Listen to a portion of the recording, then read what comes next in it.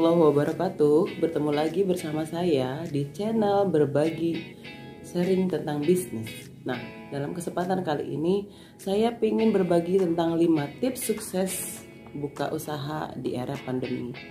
Teman-teman tahu nggak sih kalau di era pandemi ini semua orang lagi saving money, saving dana, dan lebih hati-hati banget dalam membelanjakan uangnya. Tapi bukan berarti teman-teman nggak bisa buka bisnis ya. Tetap semangat, yang punya niat, yang punya keinginan untuk pengen buka usaha harus tetap maju dan tetap stay tune di penjelasan saya kali ini. Karena saya akan berbagi 5 tips. Pertama, kenali siapa target market kita. Kalau teman-teman mau buka bisnis, kita harus tahu dulu market kita itu siapa. Kita mau jualan kepada siapa. Mulai dari usianya, tinggalnya di mana, lulusan apa, SD, SMP, SMA, S1, S2, S3, dan lain seterusnya. Terus juga teman-teman harus tahu mereka itu tinggal di komplek, di perkampungan, di perkotaan, pedesaan, atau di apartemen. Karena ini akan membedakan cara kita berkomunikasi dengan mereka. Kemudian dari sisi usia berapakah? Usia mama muda 45 tahun atau 50 tahun atau 60 tahun? Seperti apa gambaran usia atau buyer persona yang teman-teman punya? Mulai dari A sampai Z-nya kita harus harus spesifik supaya kita juga mudah membuat marketing strategi kepada target market yang akan kita bidik.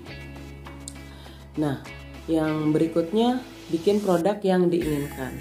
Gimana caranya biar tahu kalau kita produk kita itu diinginkan, teman-teman? Kita bisa survei kecil-kecilan, teman-teman bisa cek di marketplace seperti Shopee, Bukalapak, Tokopedia, Lazada, dan lain-lain. Itu yang lagi happening itu apa. Terus bisa juga lihat di Instagram, teman-teman. Di explore kita bisa lihat produk-produk yang sering muncul, yang dipakai selebgram dan lain-lainnya. Tapi kembali lagi, ketika kita survei, kita harus lebih dulu buat target marketnya. Karena kebutuhan usia emak-emak muda dengan anak muda itu pastinya beda sekali, teman-teman. Mulai dari sisi harga, produk, penyampaian produk, dan juga komunikasi di media sosial itu akan sangat berbeda. Jadi setelah menentukan target market, teman-teman juga bisa survei kebutuhan apa sih yang kira-kira lagi dibutuhin saat ini. Nah, setelah punya target market, teman-teman survei, kemudian bikin produk yang diinginkan. Jadi kalau anak-anak muda atau mama muda itu lagi butuhnya skincare, kita create skincare yang memang dibutuhkan sesuai dengan usianya. Misalnya kalau emak-emak itu pengen skincare-nya yang glowing, pengen skincare-nya yang murce, nah tapi tetap luxe. Nah, ini juga akan berbeda tentunya. Kalau anak-anak muda kan tidak hanya glowing tapi juga charming dan lain-lainnya. Itu kita create sesuai dengan kebutuhan yang diinginkan target market kita. Jadi hal ini memungkinkan produk kita itu akan ada pembelinya. Kemudian tips yang ketiga adalah buat penawaran yang menarik. Kalau kita sudah tahu kita mau jualan ke mama muda usia 24 sampai 45 tahun misalnya, dengan produk skincare dengan harga yang reasonable price, itu kita buat atau create penawaran yang menarik. Seperti apa penawaran yang menarik? Jadi teman-teman, bikin produk yang bagus dan diinginkan aja nggak cukup sampai di situ. Kita perlu meng-create supaya market kita masuk transaksi ke dalam bisnis kita. Salah satu langkah yang bisa teman-teman lakukan adalah membuat promo. Jadi promo ini disesuaikan dengan target market kita. Kita harus adakan promo, misalnya kalau di marketplace itu ada Harbolnas. Terus juga kita bisa create promo menyesuaikan dengan kalender nasional kita. Misalnya ada 17 Agustus, ada Hari Kartini, ada Hari Batik. Kita bisa mengaitkan dengan promo kita dengan hari-hari spesial di kalender nasional. Teman-teman gampang tinggal cek aja, ketik di Google kalender nasional, itu akan muncul untuk membuat inspirasi dalam meng-create produk. Ini berdasarkan pengalaman kita dalam memasarkan Ramallah ya teman-teman. Kita create satu promo yang memang dikaitkan dengan promo Ramallah hijab, karena kita jualannya hijab. Jadi kita dari kalender 12 bulan kita pilih tema yang sesuai dengan Ramallah. Misalnya Hari Kartini, dalam rangka Hari Kartini kita diskon 21% misalnya, karena memang di Hari Kartini itu tanggal 21 ya teman-teman. Jadi ada relevansi antara produk kita dan kalender nasional. Itu salah satu tipsnya. Salah satu hal yang pernah kita lakukan juga di Ramallah Hijab, kita bagi-bagi voucher. Nah, voucher ini teman-teman ada beberapa hal yang harus teman-teman perhatikan. Mulai dari ketika membuat voucher, buat syarat dan ketentuan berlakunya. Biasanya sih kita membuat syarat dan ketentuan berlaku itu, pertama, voucher tidak dapat diuangkan karena khawatir orang nggak mau beli produk, saya mau uangnya aja. Nah, hal-hal ini kita sudah batasi di S dan K, syarat dan ketentuan berlaku. Yang kedua, biasanya kita promo tidak dapat digabungkan dengan promo yang lain. Biasanya khawatir ketika di toko kita ada promo-promo yang lain itu bisa digabungkan. Nah, kita sudah ada syaratnya. Terus yang ketiga, ada masa berlaku dari voucher tersebut. Kenapa? Karena kalau tidak ada voucher masa berlakunya, jadi si target market kita itu akan kayak ya udah deh ntar aja pakainya, bisa kapan-kapan. Nah, ini kan akan mempengaruhi nominal transaksi atau naik dan turunnya penjualan dalam pencatatan bisnis kita. So, kalau bikin voucher teman-teman harus pikirin berlakunya tanggal berapa sampai tanggal berapa, dan ini lagi promo tentang apa. Jadi supaya kita juga bisa memantau dan mengevaluasi hasil dari promo yang kita berlakukan, gitu teman-teman. Seperti yang kita tahu, diskon member itu sudah berlaku di mana-mana ya teman-teman.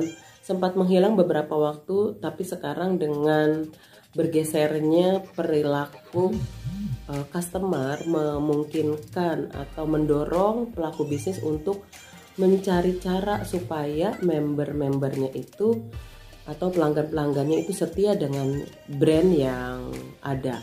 Nah, seperti di Alfamart, Indomaret, dan juga brand-brand lainnya, Tupperware dan lain-lain, itu sudah menggunakan sistem membership. Ada yang berbayar, ada juga yang gratis. Kalau di Ramallah itu sendiri kita punya membership dengan pembelian minimal 1 juta itu sudah free member dengan berbagai keuntungan yang bisa diraih. Kayak di Alfamart kita bisa dapat poin ketika berbelanja, dapat reward dan lain-lain sebagainya. Seperti juga halnya di Ramallah, kita memberlakukan sistem membership untuk mendapatkan poin dan juga hadiah yang bisa didapatkan dari pelanggan tersebut. Dulu kita mendapatkan 1000 customer dalam waktu 1 tahun, customer aktif, dengan salah satu caranya minimum pembelian 100.000 udah langsung jadi member. Ya, jadi karena memang kita waktu itu butuh sekali banyak pelanggan, jadi kita permudah syaratnya. Tapi tetap ada syarat, tapi mudah dan siapapun bisa mencapainya gitu teman-teman. Nah, itu diskon member yang pengalaman kita ketika mau jual satu barang itu ada beberapa triknya. Ketika baru pertama jual kita harus kasih promo supaya mereka mau beli. ketika mau sudah beli mereka harus gimana caranya biar beli lagi, kita kasih voucher. Gimana caranya biar nggak beralih ke tempat lain atau ke toko sebelah, kita jadikan mereka member. Nah ini tips dan trik satu banding dengan membuat penawaran yang aplikatif banget yang sudah dilakukan atau pengalaman yang sudah kita lakukan di Ramalah Hijab. Nah teman-teman, semua yang kita share itu berdasarkan pengalaman ya. Jadi kalau teman-teman punya pengalaman lain ketika handling satu bisnis, boleh juga di-share. Yeay, si Meng ikutan masuk ke video, jadi biar nggak sepi. Dan berikutnya adalah tips keempat, promosi di media sosial. Kenapa di media sosial teman-teman? Karena media sosial saat ini banyak sekali penggunanya. Teman-teman bisa menemukan sesuai target market kita di sana dan juga bisa promosi secara free di media sosial dengan memanfaatkan kreativitas teman-teman. Dan media sosial pun ini sangat available buat semua umur, buat semua usia, dan nilai plusnya adalah free. Jadi semua orang kemungkinan mengakses media sosial untuk eksistensi di lapangan. Jadi kalau teman-teman juga masih belum banyak budget untuk promosi, saya sarankan bisa menggunakan media sosial untuk menggrab customer target yang teman-teman punya. Jadi gitu. Dan yang tips yang terakhir adalah konsistensi.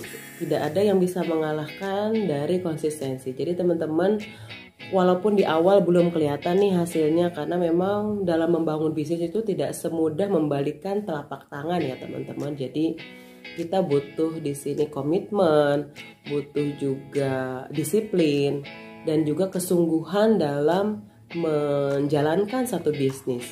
Jika ini sudah kita lakukan, insya Allah by the time itu akan terlihat hasilnya. Yang penting do konsisten dan tetap be positive thinking. Itu teman-teman. Nah itu tadi beberapa tips yang sudah kita praktekkan dalam membangun Ramalah Hijab. Jika ada hal yang ingin teman-teman tambahkan, silahkan chat di kolom komentar. Dan jangan lupa like, subscribe, dan juga boleh kita berteman di Instagram saya ya di @liamalia18. See you next video. Terima kasih. Assalamualaikum warahmatullahi wabarakatuh.